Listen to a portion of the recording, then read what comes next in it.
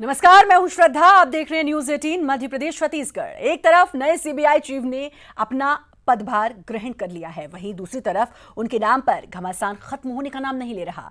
MP cadre के IPS Rishi Kumar Shukla के खिलाफ कमलनाथ सरकार के मंत्री गोविंद सिंह ने अब मोर्चा खोल दिया है। वहीं कांग्रेस के तमाम दावों और आरोपों को बीजेपी तथ्यहीन और बेबुनियाद बता रही है।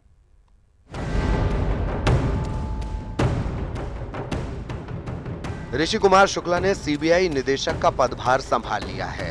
एमपी कैडर के आईपीएस ऋषि कुमार शुक्ला मध्य प्रदेश के डीजीपी पद पर थे, लेकिन कमलनाथ सरकार ने उन्हें डीजीपी के पद से हटा दिया था। इसके बाद केंद्र सरकार ने उन्हें सीबीआई चीफ बना दिया। उनके नाम के ऐलान के साथ ही सियासत भी तेज हो गई। लोकसभा में विपक्ष के नेता मल्लिकार्जुन खड़गे ने जहां उनकी नियुक्ति पर निशाना साधा, वहीं मध्य प्रदेश के सहकारिता मंत्री डॉक्टर गोविंद सिंह ने ऋषि कुमार शुक्ला को यहां तक कह दिया कि जो व्यक्ति प्रदेश नहीं चला सका वो सीबीआई कैसे संभालेगा। मोदी के संरक्षण में जो भ्रष्टाचार मध्य प्रदेश में व्यापक में हुए और अन्य ई टेंडरिंग में जो उनको दबाने के लिए मोदी ने भारत सरकार में सीबीआई के प्रमुख पद पर रखने का निर्णय लिया और उनकी नियुक्ति कर दी। जो व्यक्ति मध्य प्रदेश में लगातार उसके रहते किसानों की हत्याएं हुई, उनको किसानों को पुलिस ने मारा और उसके बाद भी जो 2 अप्रैल को घटना घटी जिसमें अनुसूचित जाति जनजाति के लोगों पे और सामान्य वर्ग के लोगों में वर्ग संघर्ष कराने का काम इसकी डीजीपी ऋषि कुमार शुक्ला की अध्यक्षता में अयोग्यता के कारण हुआ है। जो व्यक्ति मध्य प्रदेश की कानून व्यवस्था नहीं संभाल सकता वो देश में समूचे भारतवर्ष के विशाल देश में सीबीआई के प्रमुख बनने के योग्य नहीं है। इससे पहले गोविंद सिंह ने ऋषि कुमार शुक्ला के डीजीपी रहते एमपी में दलितों की हत्या को लेकर बयान दिया था। इस पर भौरी पुलिस अकादमी में पदस्थ इंस्पेक्टर मदन मोहन समर ने सोशल मीडिया पर पोस्ट डाला, जिसमें उन्होंने लिखा कि जब हर घटना के लिए सीएम, मंत्री, मुख्य सचिव जवाबदार नहीं होते तो डीजीपी भी नहीं होते। ये एक मंत्री की व्यक्तिगत कुंठा प्रदर्शित करती है। वहीं बीजेपी का कहना है कि कांग्रेस बगैर किसी आधार पर एक साफ सुथरी छवि वाले अफसर के खिलाफ आरोप लगा रही है। गोविंद सिंह जी ने जो किया है वो केवल दूषित राजनीति नहीं है, बल्कि मध्य प्रदेश का अपमान भी है। पहली बार मध्य प्रदेश का कोई सीनियर आईपीएस इस स्थिति में पहुंचा है कि सीबीआई का डायरेक्टर बने। बेदाग छवि वाले ऋषि कुमार शुक्ला जी को अगर सीबीआई डायरेक्टर बनाया है तो केवल ये विकृत राजनीति के कारण इस प्रकार का आरोप लगाने का काम कर रहे हैं। पीएम मोदी के नेतृत्व वाली चयन समिति ने आईपीएस अधिकारी ऋषि कुमार शुक्ला को सीबीआई का नया डायरेक्टर नियुक्त किया है। समिति में पीएम मोदी के अलावा चीफ जस्टिस रंजन गोगोई और लोकसभा में विपक्ष के नेता मल्लिकार्जुन खड़गे भी शामिल थे। देश में ये पहली बार है जब मध्य प्रदेश कैडर के किसी आईपीएस अधिकारी को सीबीआई का डायरेक्टर बनाया गया है। मध्य प्रदेश के ग्वालियर के रहने वाले शुक्ला की पहली पोस्टिंग रायपुर में हुई थी। वो मध्य प्रदेश के कई जिलों में अपनी सेवाएं दे चुके हैं। साल 2009 से 2012 तक खुफिया विभाग के एडीजी के रूप में भी अपनी सेवाएं दे चुके हैं। ऐसे में कांग्रेस का नए सीबीआई चीफ को लेकर विरोध तथ्यों के बजाय सियासी ज्यादा लगता है। शरद श्रीवास्तव के साथ मनोज राठौर, न्यूज 18 भोपाल। और बंगाल में उठा सियासी बवाल अभी भी जारी है। ममता बनर्जी धरने पर बैठी हुई हैं और इस मामले में आज संसद के दोनों सदनों में टीएमसी और कांग्रेस के सांसदों ने जमकर हंगामा किया। गृह मंत्री राजनाथ सिंह ने लोकसभा में बयान दिया।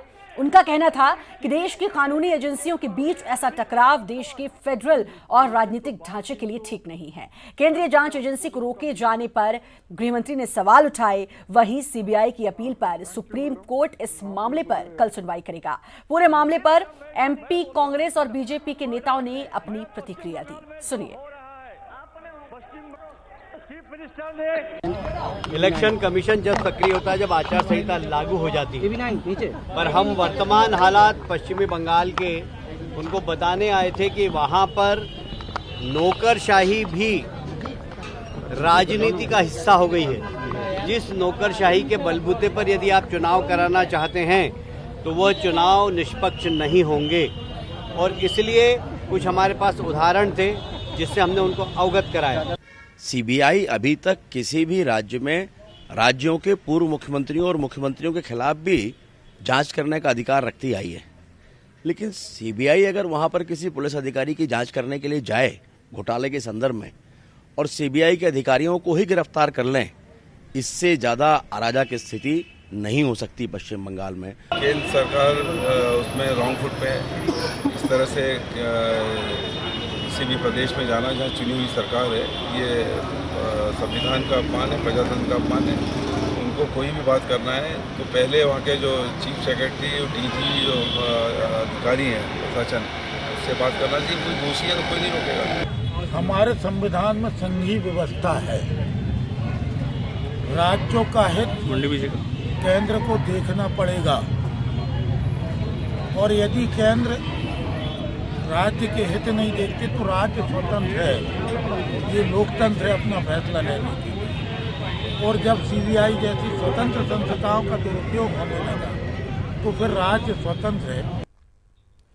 प्रदेश की कांग्रेस सरकार कानून व्यवस्था मजबूत बनाने की बात तो कह रही है, लेकिन पार्टी के कार्यकर्ता खुद कानून तोड़ रहे हैं। रीवा में कांग्रेस के पदाधिकारियों और कार्यकर्ताओं ने सरकारी भवन का ताला तोड़ उसमें पार्टी का ऑफिस बना दिया। आयुक्त कार्यालय के पास स्थित महिला बाल विकास विभाग के कार्यालय का ताला तोड़कर पार्टी के कार्यवाहक अध्यक्ष ने बिना अनुमति उसमें कांग्रेस का ऑफिस खोल दिया। इस मामले में जब आयुक्त से सवाल पूछा गया तो उन्होंने कुछ भी कहने से इनकार कर दिया। मंत्री कमलेश्वर पटेल से जब सवाल पूछा गया तो उन्होंने भी जानकारी ना होने की बात कही। बीजेपी ने इस मामले को लेकर कांग्रेस पर निशाना साधा है। उसे खाली पड़ा था और अभी हमारे पास क्या है कि जो हमारा कार्यालय की जगह है खाली पड़ी थी, वहाँ हम लोगों ने काम लगाया है। चूँकि हमारे जिले भर का कार्यकर्ता आता था, यहाँ वहाँ भटकता था या जनता आती थी, तो उसको कहीं कुछ एक व्यवस्था की गई है कि शहर के मध्य में। दुखद पहलू है, कांग्रेस पार्टी सत्ता में आने के बाद किसी भी संस्थान पर अवैध कब्जा करना, जबरदस्ती घुस जाना यहाँ की इनकी परंपरा रही है। विगत 15 वर्ष पहले जिस तरह से कांग्रेसी शासन में यहाँ पर अत्याचार हुए थे उसे जनता भूली नहीं थी। 1 महीने के अंतराल में जिस तरह से हेरिटेज बिल्डिंग है और ये माने कमिश्नर के कार्यालय से 10 कदम दूर है और न्यायालय जो जिला मुख्य न्यायालय है वहाँ से 50 मीटर की दूरी भी नहीं है। ऐसी कोई बात नहीं, मुझे कोई जानकारी नहीं है और कोई कहाँ कब्जा करेगा। हमारी सरकार है, हमारी पार्टी के लोग मिलकर उसको अलग कर देंगे। पुरातत्व संग्रहालय है और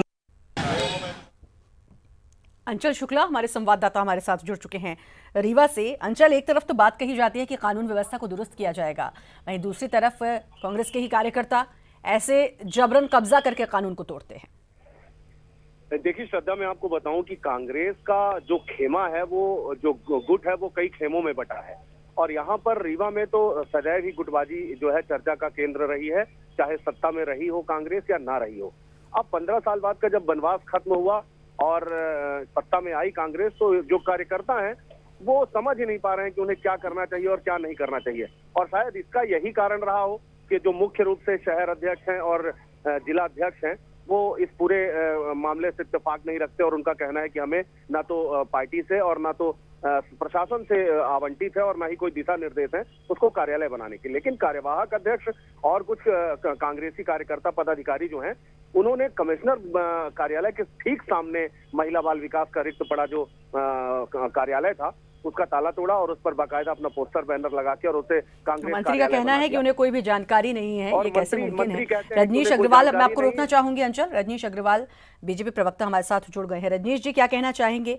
आपको पूरी खबर पता है कि जबरन इमारत पर कब्जा किया कांग्रेस के कार्यकर्ताओं ने और वहां पर वो अंदर चले गए और उस पर जबरन अपना हक जमाया है। इसी को तो कहते हैं कांग्रेसी होना।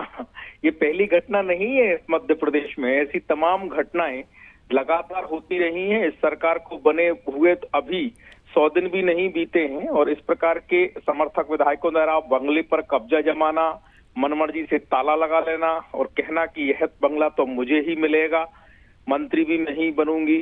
फिर तमाम जो उनके मंत्री हैं वो लात मार के बाहर कर देंगे उस अधिकारी कर्मचारी को जो हमारी बात नहीं सुनेगा। एक नहीं सैकड़ों किस्से आपको मिल जाएंगे जो कांग्रेस के मंत्रिमंडल के सदस्य हों, कार्यकर्ता हों, विधायक हों, समर्थक हों, उनके द्वारा अनैतिक आपत्तिजनक बयान देने का मसला हो या इस प्रकार की गतिविधियां करने का मसला हो। कमलनाथ जी बताएं, क्या उनकी यही राजनीति है जो जिसको जिक्र वो बार बार कहा करते थे कि मध्य प्रदेश कानून व्यवस्था को मजबूत करने की बात तो पार्टी कहती है, सरकार कहती है, और साथ ही कानून व्यवस्था से जुड़ा हुआ ही अभी सीबीआई का जो मामला चल रहा है उसमें भी यही कहना है प्रदेश सरकार का भी और कांग्रेस का भी कि भाई व्यवस्था को दुरुस्त करने की जरूरत है और सीबीआई पे हमें भरोसा नहीं है, इसलिए ये सब कुछ हो रहा है और इसीलिए ममता बनर्जी भी ठीक हैं। तो एक तरफ ये सारी बातें और दूसरी तरफ खुद ही आप कानून तोड़ने में लगे हैं। देखिए, लगातार भरोसा तो उनको मुख्य न्यायाधीश पर भी नहीं था, महाभियोग लाने की बात करते थे। जो 10 जनपद की मर्जी का नहीं वो किसी काम का नहीं, कांग्रेस का ही मूल मंत्र है। जो कांग्रेस का काम का नहीं वो संवैधानिक नहीं, लोकतांत्रिक नहीं, उनकी परिभाषा यही है। और लगातार हमने और आपने देखा है, और एक बार नहीं सैकड़ों बार, हजारों बार मैंने कहा आपसे कि जब दीपक मिश्रा जी सीजीआई थे, सुप्रीम कोर्ट के मुख्य न्यायाधीश थे, उनकी मर्जी से निर्णय नहीं हुए तो उनके खिलाफ भी महाभियोग लगाने की बात कांग्रेस ने की, किसी से छिपा हुआ नहीं। इसलिए सीबीआई हो, राज्यपाल हो, राष्ट्रपति हो, राष्ट्रपति के बारे में मध्य प्रदेश की एक नेता ने, सांसद ने जिस प्रकार के शब्द बोले, मैं उनको कह नहीं सकता आपके चैनल पर, क्योंकि ये संवैधानिक संस्थाओं का सम्मान कर ही नहीं सकते जिन्होंने लगातार संविधान की हत्या की हो, लोकतांत्रिक मूल्यों की अवहेलना की हो, मर्यादाओं का उल्लंघन किया हो, और अतीत भरा पड़ा है उनके इस प्रकार के उदाहरणों से। जजों के आउट ऑफ टर्म प्रमोशन करके कहते थे कि हाँ, हालांकि मंत्री कमलेश्वर पटेल ने तो कहा है कि उनको इस बारे में कोई भी जानकारी नहीं है। नहीं होगी, कोई जवाब भी नहीं देंगे, कोई कार्रवाई भी नहीं होगी, कुछ किसी प्रकार की आज तक उस मंत्री विधायक पर भी कार्रवाई नहीं हुई। तो क्या हम इसे गुंडागर्दी कहें रजनीश जी, कि सरकारी भवन का ताला तोड़ा, उसमें पार्टी ऑफिस बना दिया, आराम से बैठे हैं? इसकी और कोई परिभाषा तो नहीं हो सकती श्रद्धा जी। लोकतंत्र में की और क्या परिभाषा हो सकती है और कैसे डिफाइन करेंगे इस कृत्य को? नहीं, वहीं दूसरी तरफ ये भी खबर है कि अगर हम बात कर लें इसी से थोड़ी बहुत जुड़ी हुई, कि सीबीआई चीफ, जिन्होंने नए सीबीआई चीफ बने हैं ऋषि कुमार शुक्ला, उस पर भी कहा है और उस पर भी कहना है कि उन्होंने पहले काम नहीं किया और उनके खिलाफ भी गोविंद सिंह ने मोर्चा खोल दिया। मतलब एक तरफ आप कानून की बात करते हैं, आप कानून के लोगों की बात करते हैं, आप तमाम सवाल उठाते हैं, वहीं दूसरी तरफ आपके कार्यकर्ता खुलेआम कानून का उल्लंघन करते हैं और जबरन सरकारी प्रॉपर्टी में अपना कब्जा जमाते हैं। बहुत बहुत शुक्रिया सबका जुड़ने के लिए। प्रदेश की 24,000 राशन दुकानों पर अब रियायती दामों पर चने की दाल भी उपलब्ध होगी। यहां से हितग्राहियों को 1 किलो प्रति व्यक्ति या 4 किलो प्रति परिवार के हिसाब से चने की दाल दी जाएगी। इस बात का ऐलान करते हुए प्रदेश के खाद्य मंत्री प्रद्युम्न सिंह तोमर ने कहा कि इस योजना से प्रदेश के 1,11,44,000 परिवारों के 5,44,00,000 सदस्यों को खाद्य सुरक्षा दाल वितरण योजना का लाभ मिलेगा। गरीब जो कुपोषण का शिकार हो रहा था, अब वो कुपोषण से बचे, उसके बच्चे नौनिहालों को पौष्टिक आहार मिले। ये पुरानी कहावत भी है, चना जो है गरीब का के लिए बादाम होता है, अमीर का बादाम, ये चना जो है गरीब के लिए बादाम है। वो हमने उन नौनिहालों के लिए उन घरों पर वो दाल पहुंचाने का काम शुरू कर। एक तरफ मुख्यमंत्री मंत्रियों को सादगी से रहने की सलाह देते हैं, लेकिन मंत्रियों के लिए तैयार हो रहे हैं 5 सितारा बंगले। रिपोर्ट। सरकार अपनी योजनाओं के लिए और कर्मचारियों को वेतन देने के लिए बाजार से कर्ज ले रही है, वहीं दूसरी तरफ मंत्रियों की सुविधाओं के लिए पैसा पानी की तरह बहा रही है।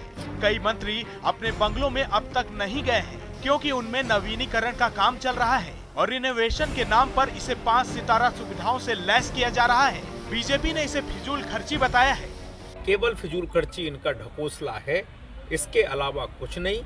ये पैसा शासन का बर्बाद कर रहे हैं और जिनको राहत देने का काम करना है उसे ये कहीं ना कहीं किसी न किसी रूप में खाली खजाना बता रहे हैं। इधर कांग्रेस ने सरकार के इस फैसले का बचाव करते हुए यह कहा कि पुराने भवनों का रखरखाव फिजूल खर्ची नहीं है। नहीं, मुझे नहीं लगता कि कहीं लाखों रुपए खर्च करके रेनोवेशन जैसी बात है। हम सब जानते हैं कि कोई भी भवन हो उसका समुचित रखरखाव समय की आवश्यकता होती है।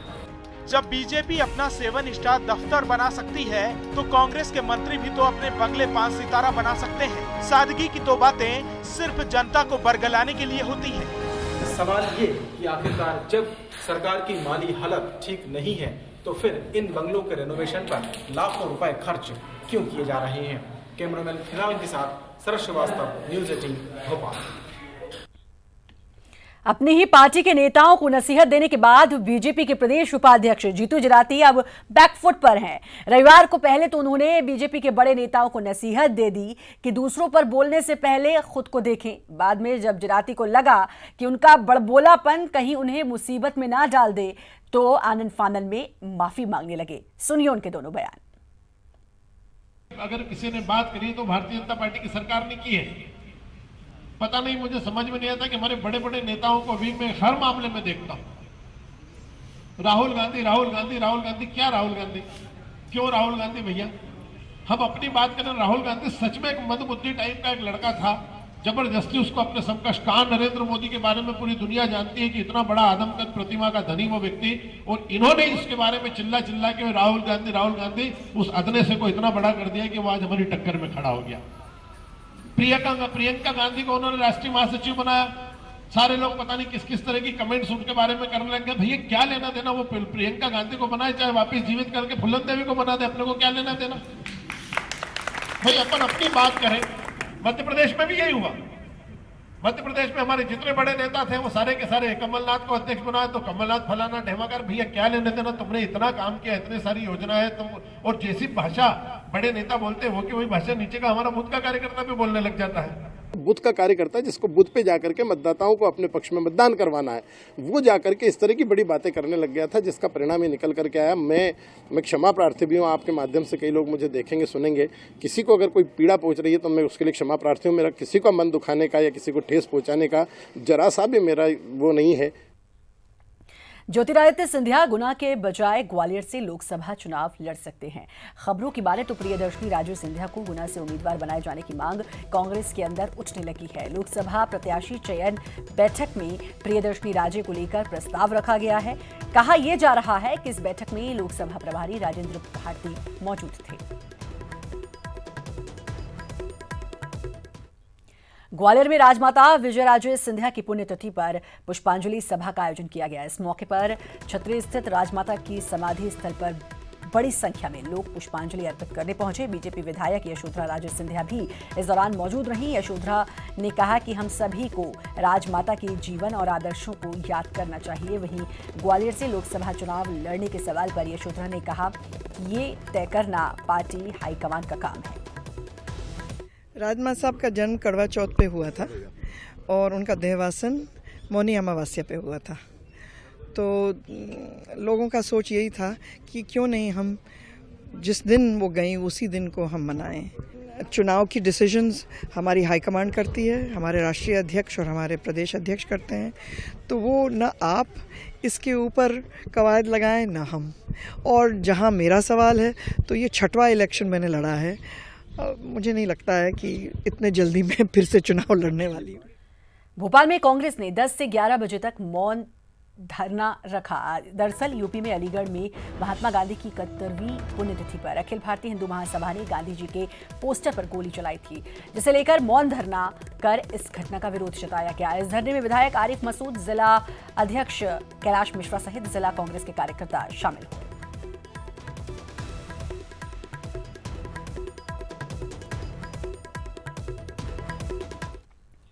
और भोपाल जहां वचन पत्र पर अलर्ट सरकार, वचन पत्र को लेकर अलर्ट कमलनाथ सरकार। वचन पत्र की घोषणाओं को पूरा करने में जुटेंगे विभाग। प्रशासन अकादमी के डीजी ओपी श्रीवास्तव ने बैठक बुलाई है और वित्तीय भार नहीं देने वाली घोषणाओं पर जल्द अमल किया जाएगा। 5 फरवरी को वल्लभ भवन में होगी विभागवार बैठक। सभी विभागों को तैयारी के साथ बैठक में आने का निर्देश जारी कर दिया है। यानी कि वचन पत्र में जो वचन किए गए हैं, जो घोषणाएं की गई हैं, उन्हें पूरा करने में अब विभाग जुटेंगे। हमारी पहुंच आपकी ताकत है। अब मध्य प्रदेश की खबरों को देखने के लिए आप लॉग ऑन कर सकते हैं news18mpcg.com। हमारा फेसबुक पेज है /news18mp, ट्विटर हैंडल है @news18mp और हमारा यूट्यूब चैनल है /news18mp छत्तीसगढ़। फिलहाल इस बुलेटिन में इतना ही, लेकिन बाकी खबरों के लिए आप बने रहिए न्यूज़ 18 मध्य प्रदेश छत्तीसगढ़ के साथ।